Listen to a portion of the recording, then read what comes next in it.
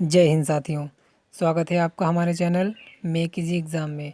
आज के इस वीडियो में हम भारत के इतिहास के बारे में अध्ययन करने जा रहे हैं। इस चैप्टर के अंतर्गत हम प्राचीन भारत के इतिहास के बारे में जानकारी प्राप्त करेंगे। अगर हम बात करें कि प्राचीन भारत के ऐतिहासिक स्रोत कौन कौन से हैं, या प्राचीन भारत के इतिहास के बारे में हमें किन किन चीज़ों से पता चलता है, तो इसके स्रोत 3 हैं। एक पहला तो है साहित्यिक स्रोत जैसे कि धार्मिक ग्रंथ और धर्मेतर साहित्य। दूसरा है विदेशी यात्रियों का लेखन विवरण। कई विदेशी भारत आए और उन्होंने कुछ किताबें लिखी, उनमें भारत की स्थिति का वर्णन किया, वहाँ के राजाओं के शासनकाल को बताया और वहाँ की जनता के बारे में अपनी जानकारियाँ लिखी। तो प्राचीन भारत का इतिहास उनकी किताबों से मिलता है। फिर तीसरा है पुरातत्व संबंधी साक्ष्य। पुरातत्व संबंधी साक्ष्य की बात करें तो इसमें जैसे कि अशोक के शिलालेख हो गए, गुफाएं हो गई, गुफाओं में लिखे गए संदेश या शिलालेख, इनके द्वारा भी हमें प्राचीन भारत के इतिहास के बारे में जानकारी मिलती है। अगर हम बात करें कि साहित्यिक स्रोत जैसा कि प्राचीन भारत के ऐतिहासिक स्रोतों में धार्मिक एवं धर्मेतर साहित्य का प्रमुख स्थान रहा है। प्राचीन भारत के लोग बहुत ही धार्मिक थे। कई ऋषि मुनि हुए जो अपनी अपनी धार्मिक ग्रंथ लिखे और उनमें उस समय की व्यवस्था का, उस समय की अवस्था का सब कुछ वर्णन किया उन्होंने किताबों में। धार्मिक ग्रंथों में वेदों का महत्वपूर्ण स्थान है। वेद 4 हैं: ऋग्वेद, यजुर्वेद, सामवेद और अथर्ववेद। ये आपको मालूम होगा। वेद भारत का सबसे प्राचीन धर्म ग्रंथ है। वेदों के संकलनकर्ता महर्षि कृष्ण द्वैपायन श्री वेद व्यास जी हैं। सबसे प्राचीन वेद ऋग्वेद तथा सबसे बाद का वेद अथर्ववेद है। सबसे प्राचीन वेद है ऋग्वेद और अथर्ववेद सबसे बाद का सबसे आखिरी वेद है। यजुर्वेद एक ऐसा वेद है जो गद्य और पद्य दोनों में लिखा गया। मोस्ट इम्पोर्टेंट और आपको याद रखना है ये। सामवेद को भारतीय संगीत का जनक माना जाता है। तो अगर आपसे पूछा जाए कि सामवेद को भारतीय संगीत का जनक किसे माना जाता है, किस वेद को माना जाता है, तो वो है सामवेद। बात करें पुराणों की संख्या, तो पुराणों की संख्या 18 है। पुराणों में मत्स्य पुराण सबसे प्राचीन एवं प्रमाणिक है। मनुस्मृतियों में सबसे प्राचीन एवं प्रमाणिक मनुस्मृति मानी जाती है। बात करें अगर नारद स्मृति में, तो नारद स्मृति में गुप्त काल के बारे में जानकारी है। जातक में बुद्ध के जीवन की कहानी का वर्णन है और हीनयान का प्रमुख ग्रंथ कथा वस्तु है। जैन धर्म का प्रारंभिक इतिहास। अब हर धर्म की अपनी अपनी किताब है, अपनी अपनी पवित्र पुस्तक है और उस पुस्तक में कई सारी जानकारियाँ दी गई हैं। तो वैसे ही जैन धर्म का प्रारंभिक इतिहास कल्पसूत्र से ज्ञात होता है।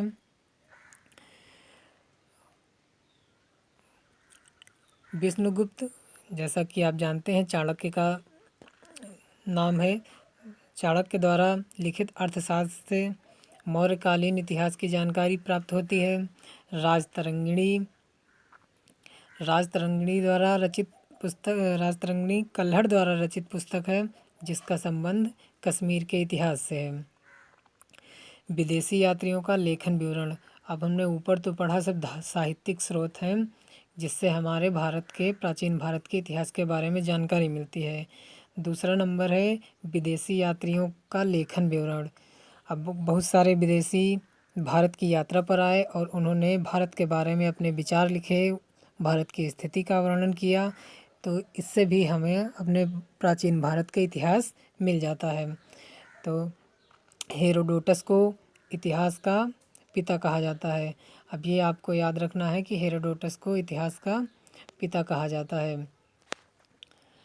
दूसरा नंबर आता है निरियाकस, ओन्सिक्रिस्टस तथा अरिस्टोबुलस। ये सिकंदर के साथ भारत आए थे। मेगस्थनीज जो है चंद्रगुप्त मौर्य के राज दरबार में भारत आया। इसने अपनी पुस्तक इंडिका में मौर्यकालीन समाज और संस्कृति के संबंध में लिखा है। अब जैसे मेगस्थनीज चंद्रगुप्त मौर्य के राज दरबार में भारत आया था और इसकी पुस्तक है इंडिका। इंडिका में इसने मौर्यकालीन समाज और संस्कृति के संबंध में लिखा है। डाइमेकस बिंदुसार के राज दरबार में आया था। इसका विवरण भी मौर्य युग से संबंधित है। अब कुछ चीनी लेखक हैं जो भारत आए और उन्होंने अपनी किताब में भारत की स्थिति का वर्णन किया।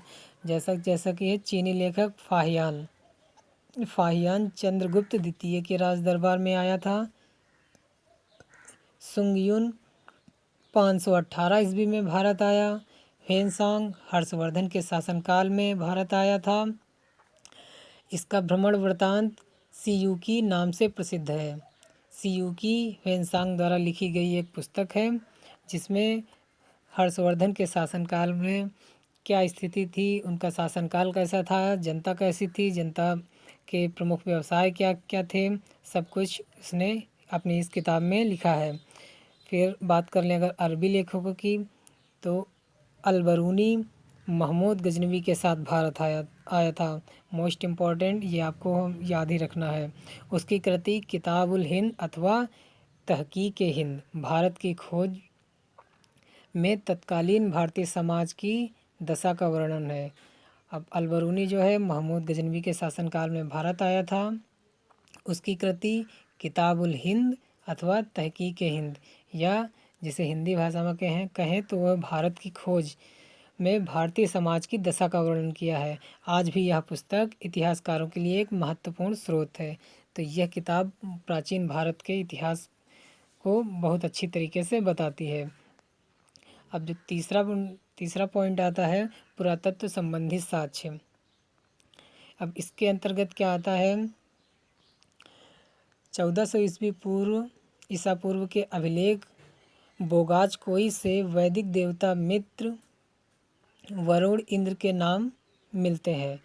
वेशनगर विदिशा से प्राप्त गरुड़ स्तंभ लेख से मध्य भारत के भागवत धर्म के प्रसार का विवरण मिलता है।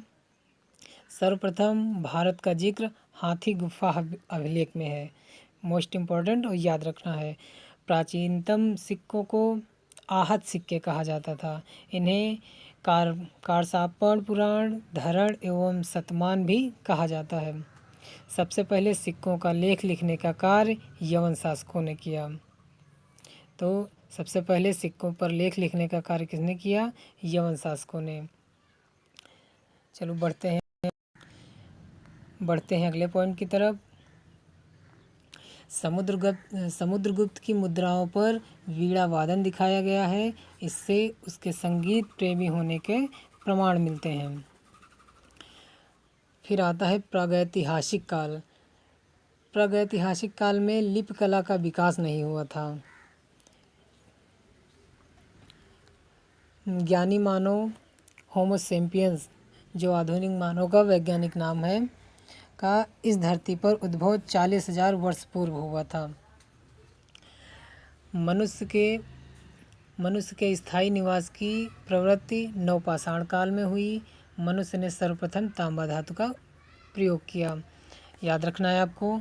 और मनुष्य ने सबसे पहले कुत्ते को अपना पालतू जानवर बनाया। मनुष्य द्वारा बनाया गया पहला औजार कुल्हाड़ी थी। कृषि का आविष्कार नवपाषाण काल में हुआ। सबसे प्राचीन फसल गेहूं और जौ थे। तो गेहूं और जौ के प्राचीन फसल थी ये। भारत का सबसे प्राचीन नगर मोहनजोदड़ो था। बात कर लेते हैं सिंधु घाटी सभ्यता की। तो सिंधु घाटी की सभ्यता, इसका पहले परिचय देख लेते हैं। सिंधु घाटी सभ्यता को हड़प्पा सभ्यता भी कहा जाता है। अब हड़प्पा सभ्यता किसे कहा जाता है? सिंधु घाटी सभ्यता को ही हड़प्पा सभ्यता भी कहा जाता है। पुरातत्व विभाग द्वारा की गई खुदाई में 1921 में हड़प्पा और 1922 में मोहनजोदड़ो नामक नगरों का पता चला। ये दोनों नगर अब पाकिस्तान में हैं। स्वतंत्रता प्राप्ति के पश्चात हड़प्पा संस्कृति के सर्वाधिक स्थल गुजरात में खोजे गए।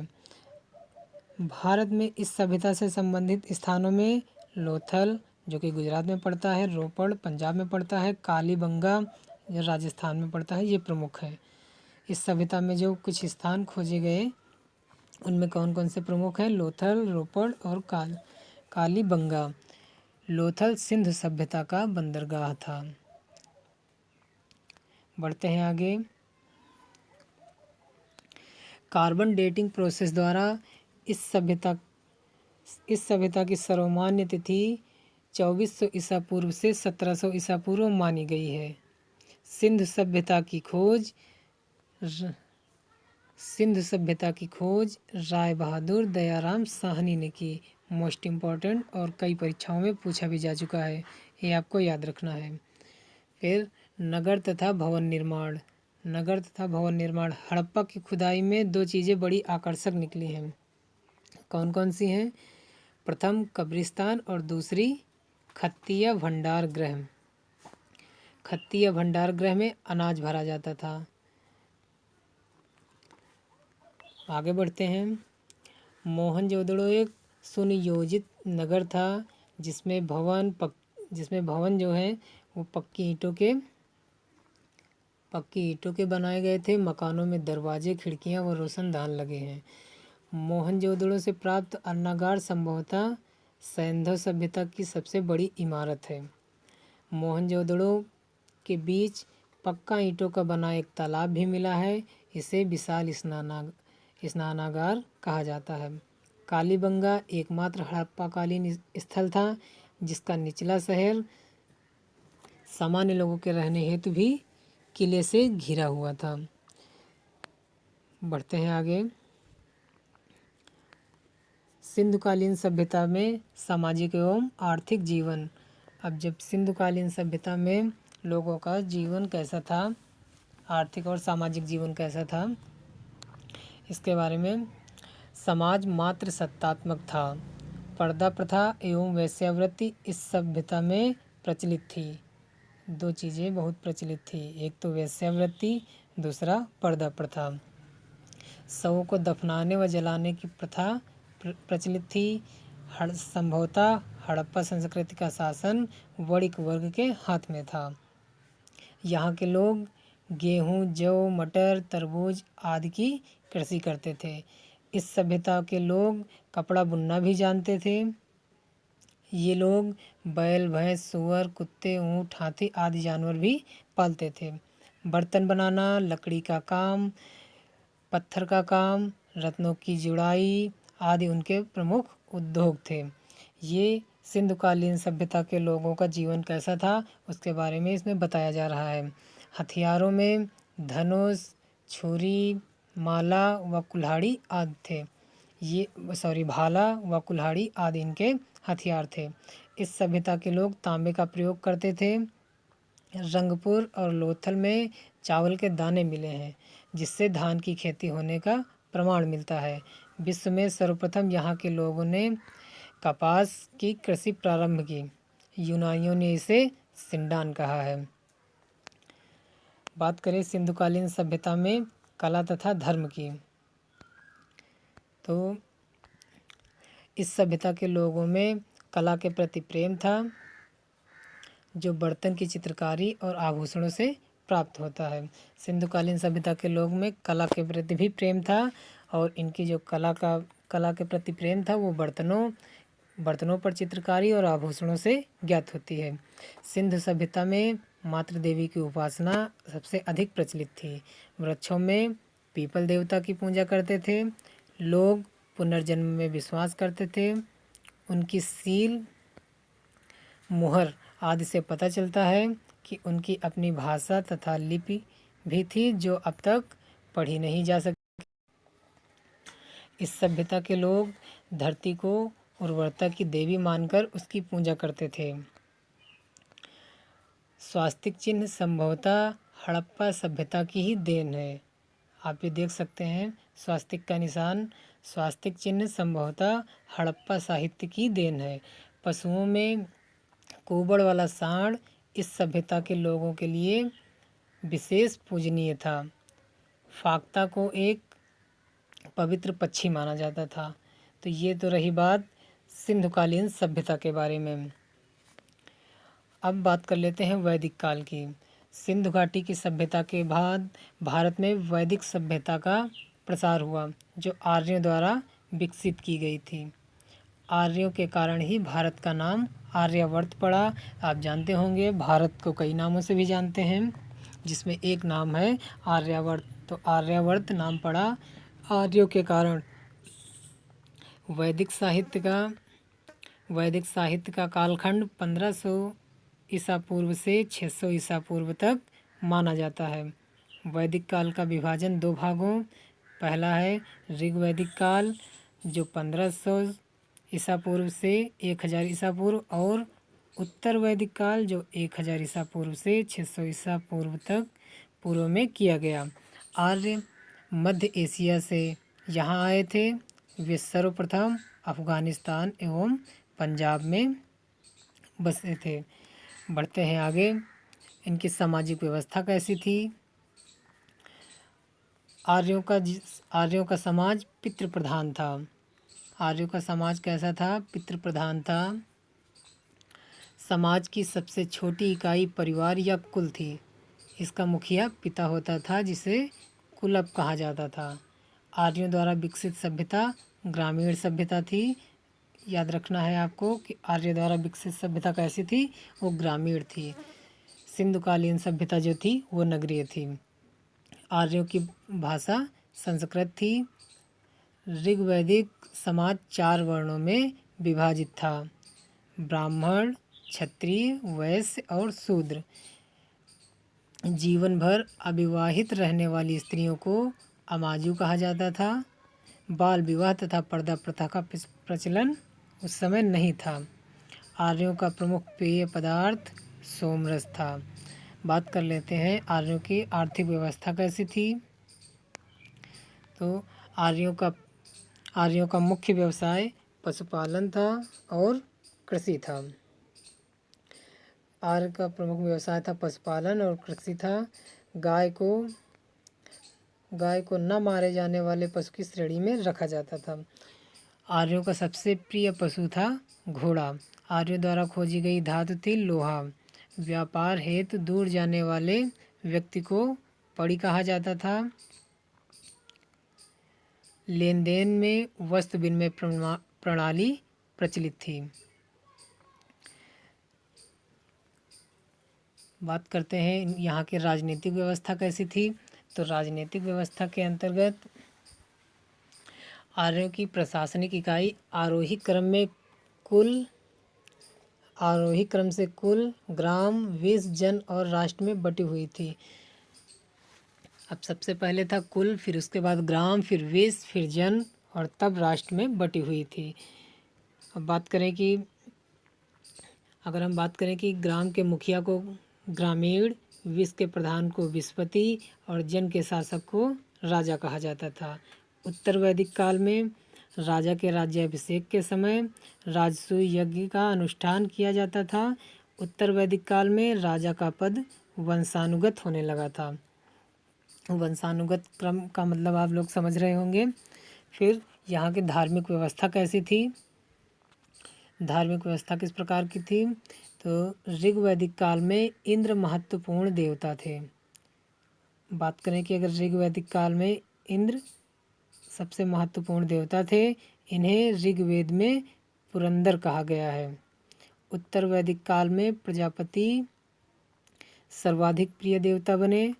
अब बात उत्तर वैदिक काल की करें तो इसमें प्रजापति सर्वाधिक प्रिय देवता बने। आर्य अग्नि, वायु, रुद्र, सूर्य की भी पूजा करते थे।